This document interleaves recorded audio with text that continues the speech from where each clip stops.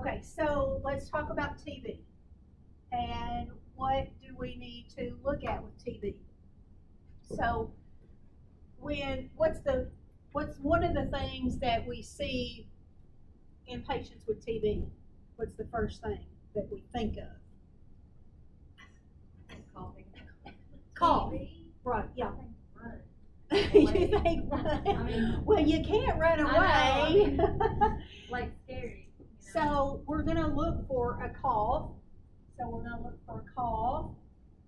And is it going to be a productive cough or a non-productive cough? Productive? Okay, all right. So we'll get Kelly's expertise. What does Kelly say? I say it's going to be a dry cough. It's going to be dry hacking. You know, most of the time they don't have a whole lot of mucus production. And one thing, if you go in and read in your book about the pathophysiology of TB, when those are droplets, so you're going to, the patient comes in contact with it somehow. It's suspended out here in the air, and someone else breathes it in, and they breathe that down into their respiratory system. And it causes almost like, I don't want to call it an abscess area. It's really not an abscess area, but their book describes it as like a. It's almost like a spore. It's like a spore, and you know, it produces a lot of. It describes it like a mucusy type, but it kind of walls off in there, so you get a walled off area. So you have all of this production that's going on within the lung itself, and then it kind of walls itself off. So the patient may have the TB germ in their lung, but they're not, and they don't know it. So, you know, they're infective and they can infect others. So they have this hacky cough, and they may not know it for a very long time, okay? So you're going to see a cough. You want to assess for sputum production, but you may not have a whole lot of sputum production. There may not be a lot of sputum going on. Breath sounds, they may be diminished because you've got that consolidation in there, because you've got those areas. It may be more than one area that it almost becomes like a fibrotic area. You get fibrosis in there, and it's scarring, okay? And so something can trigger it. And then over a period of time, something may trigger it, and then that process is going to start all over. It's triggered down in the lung, and it causes those organisms to kind of reactivate, and then you may see some mucus production at that point if it becomes reactivated. So it's kind of a complex disease. Yeah, it's kind of like, you know, they breathe it in, and it settles someplace in the lung, and like she said, it walls itself off. So it's almost like you have a nut inside of a shell in the lung, and it's doing its own thing, and it's not affecting anything in the patient, not affecting any other part of the lung. It's just this very small area, and then your patient might get a secondary pneumonia, a UTI, have a surgery, whatever that depletes the immune system, something like that goes on. There's some other something that happens, and then all of a sudden that wall that has been around this TB deteriorates, and it opens up, and it starts becoming an active TB infection. So it goes from an inactive stage to an active stage. I always think about, if you all probably haven't ever watched the movie Tombstone, but the movie Tombstone, in there, there's a guy that's a TB patient, and he ends up, he's coughing up blood at the very end. He's got hemoptysis, he's having fever, he's real pale, and he just, at the start of the movie, he's just kind of like just a dry, hacky cough, and then, Kurt Russell plays in the movie, but he doesn't play. I can't think of who plays the guy with TB. I've watched the movie 1,000 times. Was it Val Coomer? No. He was the one that died. Yeah. Yeah, he ends up dying of TB in a TB hospital. It's like set in the Wild West and everything. Um, so, he's classic, like deterioration. He's got all these fever, these sweats, he's coughing up blood, and so it's kind of a progressive disease that you don't maybe not be aware of. So, you want to get a health history. Has anybody in the family tested positive for TB? You want to ask, have they been exposed? Have they been to another country? Have they been out of the country? So, have they been in jail? Yeah. Jail. Other things are substandard housing, homeless populations. So, are they homeless? Do they live in a shelter? There's a lot of things that can predispose patients to TB. And we kind of think of it as a disease where that patients do live in substandard housing. They have been exposed in the jail. Even in nursing homes, you can have an epidemic of it in nursing homes if one person has become infected. So, those are good health history questions to start with. Where do you live? Who have you been around? Have you been out of the country, or have we had an influx of people coming into this country? Maybe there's a family that's come from a second, a third world country that maybe doesn't have good access to good health insurance. Maybe they lived in poor conditions where that they have been exposed to TB, and then unbeknownst to them, they are exposing everyone else because they don't know it. So those are good places to start with the health assessment. So it says to watch the vital signs and observe for spikes in temperature, and that's true if they become infected, but the infection may activate the TB. They may not actually have any signs and symptoms whatsoever, and then they may have some signs and symptoms. It just depends on the patient and their debilitated state. Another thing you need to look at is immunocompromised patients. Patients who have HIV, patients who have had transplants, their immune system is decreased for some reason. So those are patients that you need to look at. But, you may not have any signs and symptoms other than a cough. I mean, that may be the only presenting, just a persistent, dry, hacky cough that the patient, and they rule out, maybe they're not on ACE inhibitor, because that's a side effect of an ACE inhibitor is a dry, hacky cough.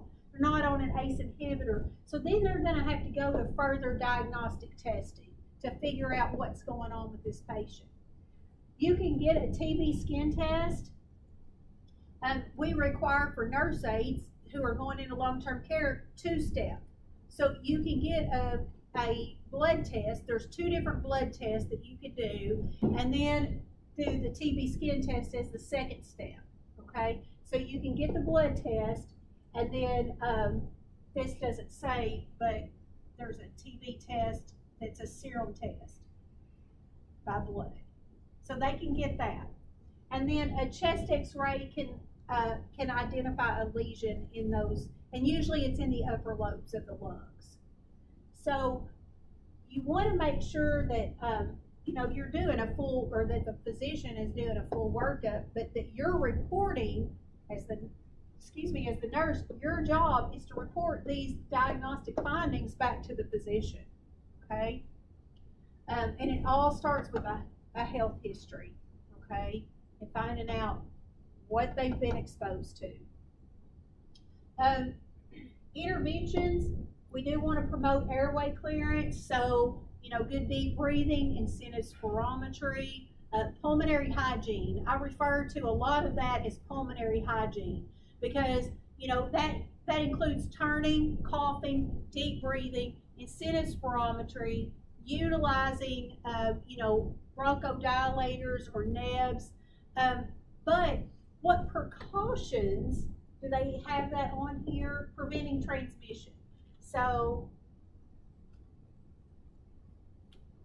preventing transmission, hand hygiene, we always want to do that to prevent any kind of spread of infection. But this is airborne. So what do we have to do? So droplet precautions.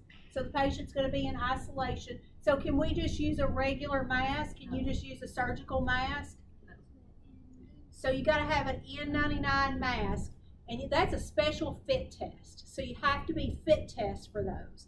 Time out for me. Okay, so time out for Kelly. So they actually have new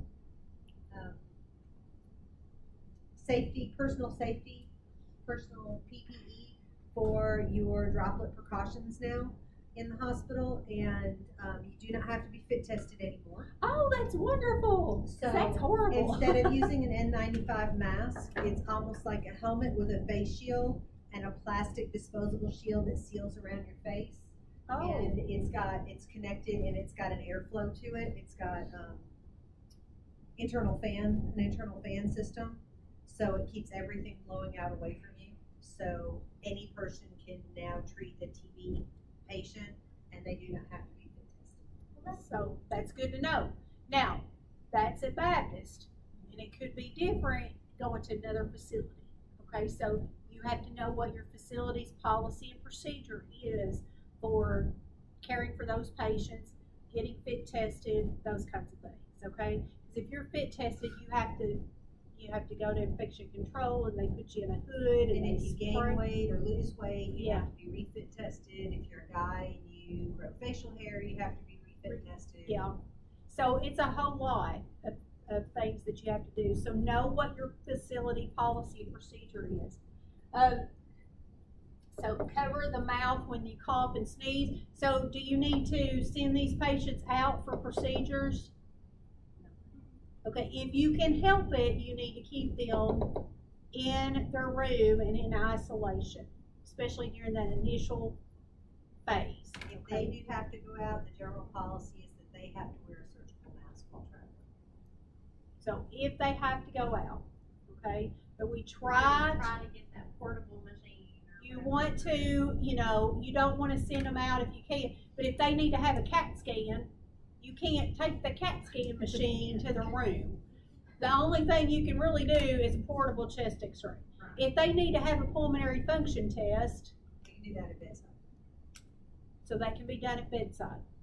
So they don't have to leave the room, okay? So just think about what it is that you have to do for this patient, because there again, we're wanting to maintain patient safety, but with these folks, we got to maintain everybody else's safety as well, okay? Because you don't want to put everybody else at risk. Administer proper prescribed medications. Now, their medication regimen may be for a year.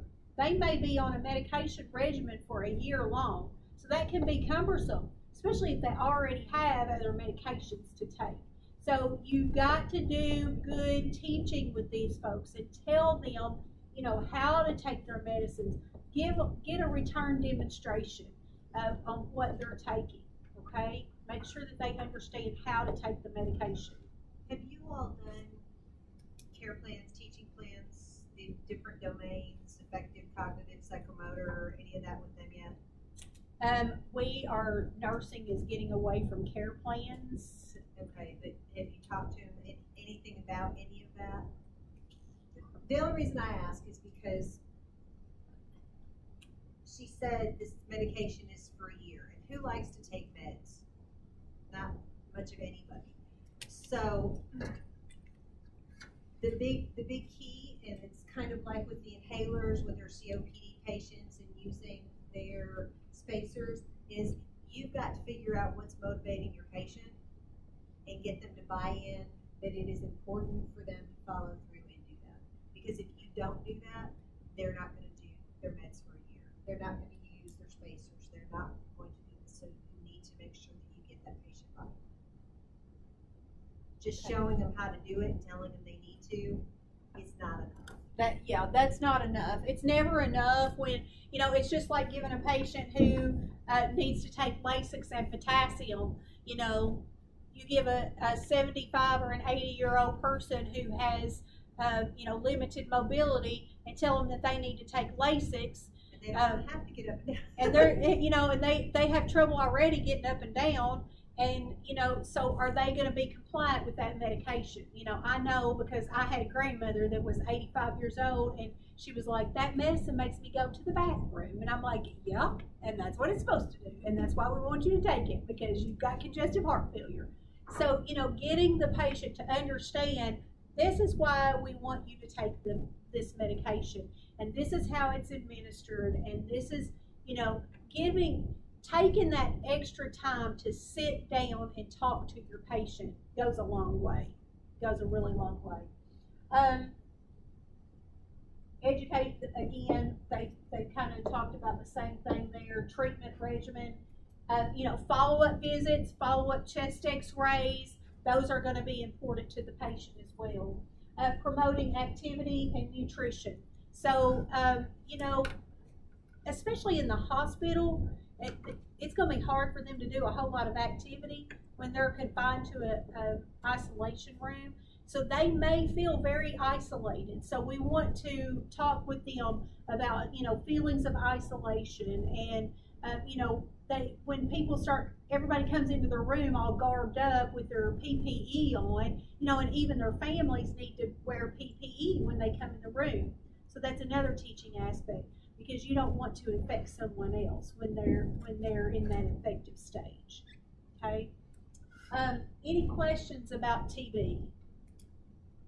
So it's a long process, if somebody has TB. I didn't talk about the TB skin test. So everybody, I think, knows about the TB skin test. I just mentioned it there. But, if they have a positive TB skin test, it depends on the amount of induration what the next steps will be. And your book talks about that. But if they've got a positive induration, then there's an indication that they've been exposed.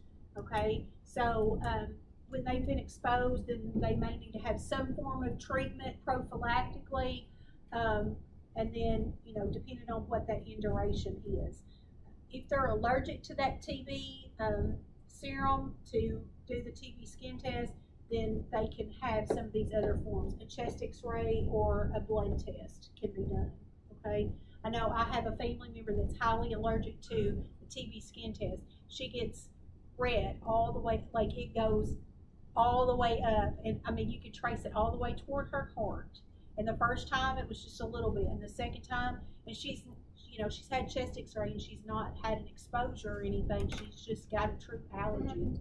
It happened to you? Yeah, I thought I had tuberculosis. Oh my goodness. It was the first time I ever had one. I freaked out. But they said I was just allergic. And I had the chest x-ray. And everything was okay? All right. Okay, so no questions about this. Okay, so let's go to asthma.